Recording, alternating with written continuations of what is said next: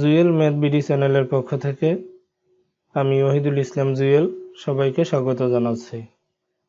আজকে আমি নবম শ্রেণীর গণিত বইয়ের অনুশীলনী 2.1-এর 5 ও 6 নম্বর প্রশ্নটি নিয়ে আলোচনা করব।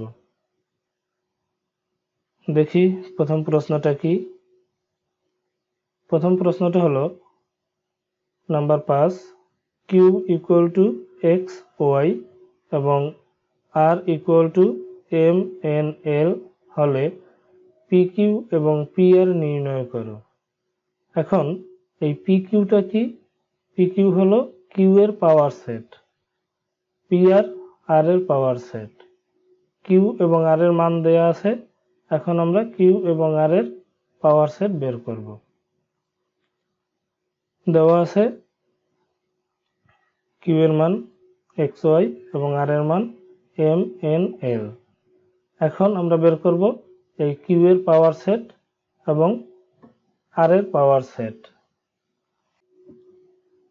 এখন আমরা কিউ এর পাওয়ার সেট বের করতেছি, তো প্রথমে যে কয়টা উপাদান থাকবে সবগুলি উপাদান নেব। তারপরে তার মানে এখানে কিউ এর মান আছে 2টা, কিউ এর উপাদান সংখ্যা 2। এখন এই 2টা থেকে ভেঙে ভেঙে সর্বোচ্চ কতগুলি সেট করা যায় ততগুলি হবে রেজাল্ট। তো এখানে যেহেতু 2টা সংখ্যা, তো প্রথমে আমরা 2টা সংখ্যা লিখলাম, তারপরে আলাদাভাবে এক্স, আলাদাভাবে ওয়াই, তারপরে ফাঁকা সেট।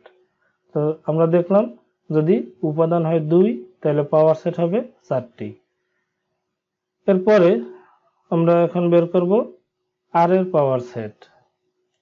তো এখানেও প্রথমে একটা সেকেন্ড ব্র্যাকেট দিব, তারপরে এই প্রথম উপাদান 3টি আমরা লিখব সেকেন্ড ব্র্যাকেটের ভিতরে এবং প্রত্যেকটা উপাদানকে আলাদাভাবে কমা দিয়ে দেব।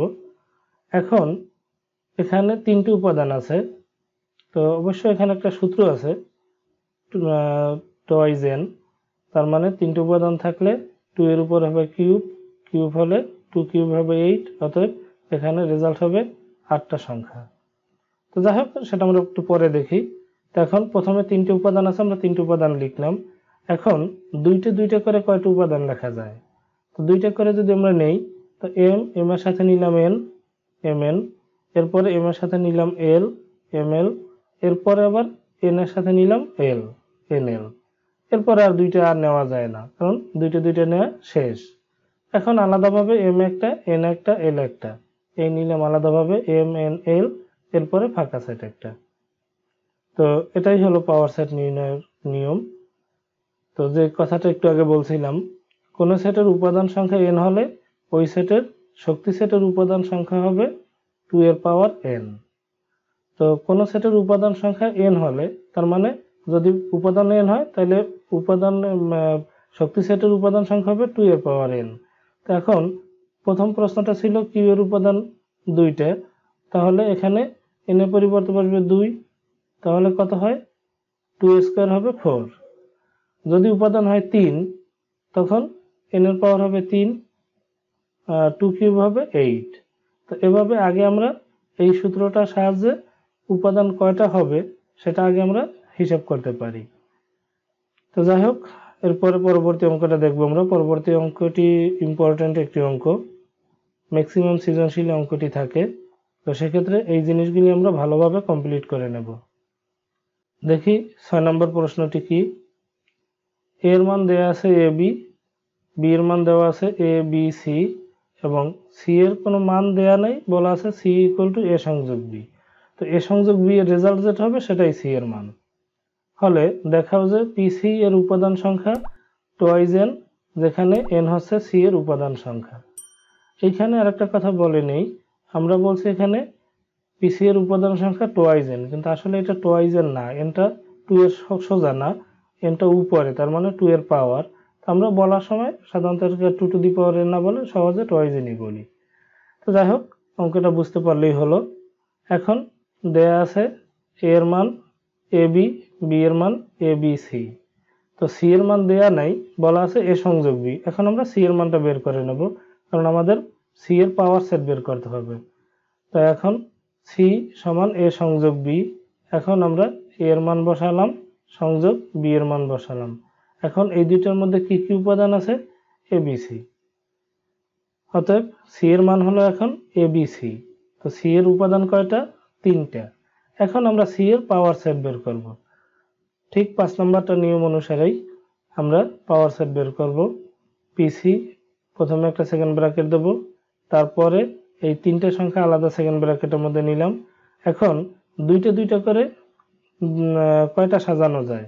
তো প্রথমে এর সাথে আমরা বি নিলাম, এ বি, এরপরে এর সাথে নেব সি, এ সি, তারপরে বি এর সাথে নেব সি, বি সি। আর দুইটা দুইটা নেওয়া যায় না। এখন আলাদাভাবে এ একটা, বি একটা, সি একটা, এই নিলাম এ বি সি, তারপরে ফাঁকা সেট একটা, সেকেন্ড ব্র্যাকেট ক্লোজ। এখন এখানে যদি আমরা একটু গুণে দেখি কয়টা উপাদান হলো? 1টা, 2টা, 3টা, 4টা, 5টা, 6টা, 7টা, 8টা। এখানে পিসি এর উপাদান সংখ্যা 8। তো এখন আমাদের সূত্রটা হলো টুয়াইজ এন। তো এখন এই 8 এটাকে আমরা ভেঙে লিখতে পারি 2 কিউব। তো বেস 2 থাকবে। এখন আমরা 2 এর পাওয়ার কত দিলে 8 হবে? অথবা আমরা এভাবে ভাঙতে পারি, বেস 2 আর সিটা হবে উপাদান সংখ্যা। তো এখানে সি এর মান আছে কত? 3, উপাদান 3টে, এজন্য আমরা 2 এর পাওয়ার 3 দিয়ে দেব। এখন আবার 2 কিউব করে দেখব আমরা 8 হয় কিনা। তো এখন এখানে সি এর উপাদান সংখ্যা 3, এটা আমরা এখান থেকেই পাই বা এখান থেকেই আমরা দেখি যে সি এর উপাদান সংখ্যা 3। তো এখন এইটুকু সাজানো দেখাও যে পিসি এর উপাদান সংখ্যা টুয়াইজেন, যেখানে এন হচ্ছে সি এর উপাদান সংখ্যা। এই সাজানোটা আমরা এইভাবে সাজাবো। এইটাই আমার কাছে সহজ মনে হয় এবং বুঝতেও সহজ। সি এর উপাদান সংখ্যা 3, কারণ এখানেই আমরা গুণে দেখতে পারি সি এর উপাদান সংখ্যা 3টি। এরপরে সি এর উপাদান সংখ্যা 3 হলে পিসি এর উপাদান সংখ্যা 2 কিউব। সি এর উপাদান সংখ্যা যদি হয় 3, তাহলে পিসি এর উপাদান সংখ্যা হবে 2 কিউব। যদি এখন এখানে 3 এর পরিবর্তে n হয়, সি এর উপাদান সংখ্যা n হলে পিসি এর উপাদান সংখ্যা হবে, এখানে 3 এজন্য হয়েছে 3, এখন যদি 3 এর পরিবর্তে n হয় তাহলে এখানে হবে n। শর্ট দেখানো হলো। তো আশা করি অঙ্কটি বুঝতে সমস্যা হবে না। যদি সমস্যা হয় তাহলে কমেন্টে জানাও, আমি যথোপযুক্ত অ্যান্সার দেওয়ার চেষ্টা করব। তো আবার বলে রাখি, অঙ্কটি ইম্পর্টেন্ট একটি অঙ্ক, ম্যাক্সিমাম সৃজনশীলে এই অঙ্কটি থাকবে। তো এখান থেকে যদি আমরা নিয়মটা ভালোভাবে শিখতে পারি তাহলে কিন্তু সৃজনশীল আমাদের কাছে সহজ হয়ে যাবে। বইয়ের অঙ্কগুলো হলো আমাদের বেস, ভিত্তি, টার্গেট আমাদের সৃজনশীল। তো এইটা যদি আমি পারি তাহলে এই নিয়মের যে কোনো সৃজনশীল আমি পারবো। ধন্যবাদ সকলকে। খোদা হাফেজ।